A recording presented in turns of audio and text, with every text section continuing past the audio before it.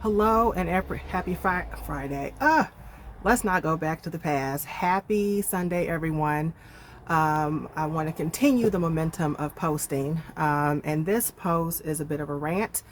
Won't be too many edits like the previous video.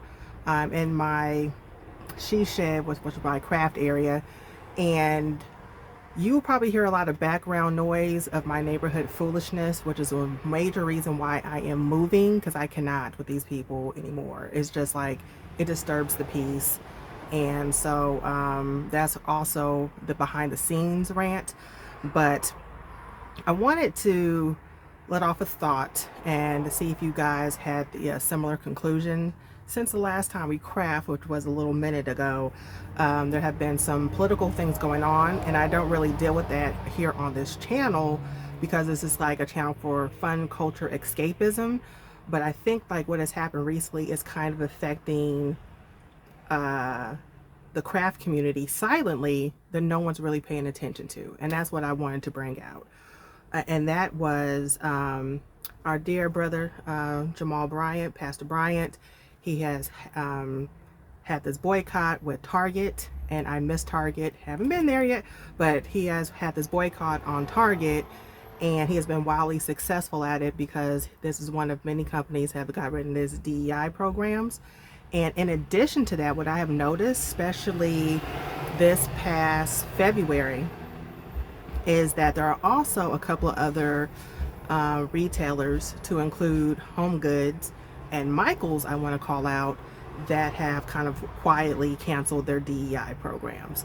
And I don't know if anybody else has noticed this, but this past February, this is why I keep a stash, and I know most crafters have a stash too, but this past February, or last February, they used to have these, and they had these for a couple of years, these wooden like Afro puff makers, the lady with the side, you know what I'm saying, fro, which you can do all kinds of wonderful things. I saw a lot of girls making wreaths with these.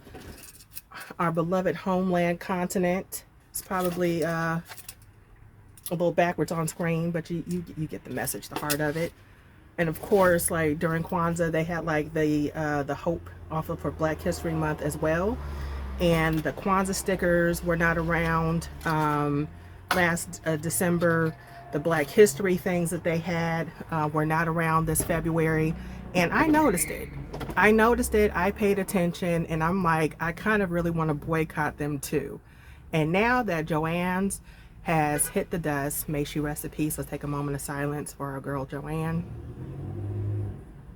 Where are we going to get crafts from now? Like, where are we going to get the fabrics? Because Joanne was the only like major retailer to sell like African inspired fabrics, you know what I'm saying, that most of us can get access to. Because I know a lot of people don't live in like, for the majority of the people who follow me, not there are some others who follow, but for those who don't live in predominantly Black areas like the Atlantas, New Jerseys, certain communities in Los Angeles, like, you don't have the African store you can go to get fabrics, right? Some people may be able to search online and try to get things here and there, but some people still like getting products in hand. I'm really one of those people who like products in hand, and you could go to a fabric store, because if you're of a particular age, you guys might remember Hancock's Fabrics, you know what I'm saying? Or, you know what I'm saying? Like, there used to be fabric stores that existed that over the course of time that no longer exist. Joanne was the only major retailer across the nation to have fabrics. And although Hobby Lobby is beautiful for a whole bunch of things with stickers, their fabric department is in need of some love. It's in need of some love, let's just say that. And now that Joanne is gone, and I'm hearing rumors that Michael's is planning on buying out Joanne's. They should have did that before it closed. But like, what? You hear that? That right there, I'm gonna put it on pause because they're not gonna stop for a while. Just sad. It's just so sad.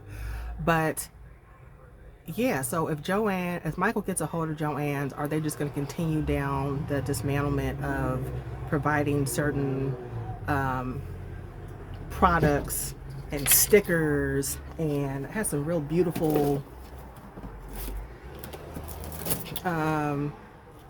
yeah, things that reflect. And these I got these from Hobby Lobby. And I don't think that they did anything goofy as of yet. Ignore the chip polish. You know what I'm saying? Isn't she cute? You know what I'm saying? So they actually had some good diversity that was going on for the last couple of years outside of the pandemic that was for the rest of us.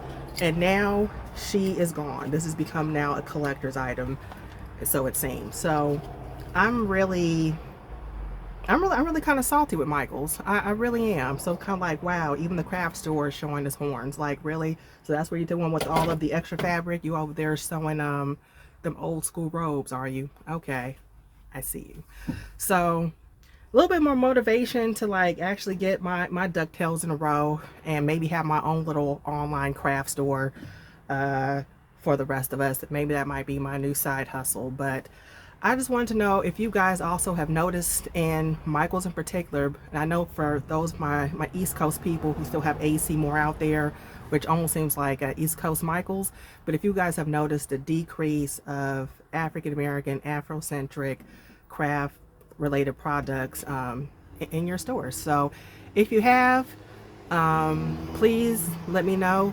and feel free to send a comment in the message below, and I will see you guys next week.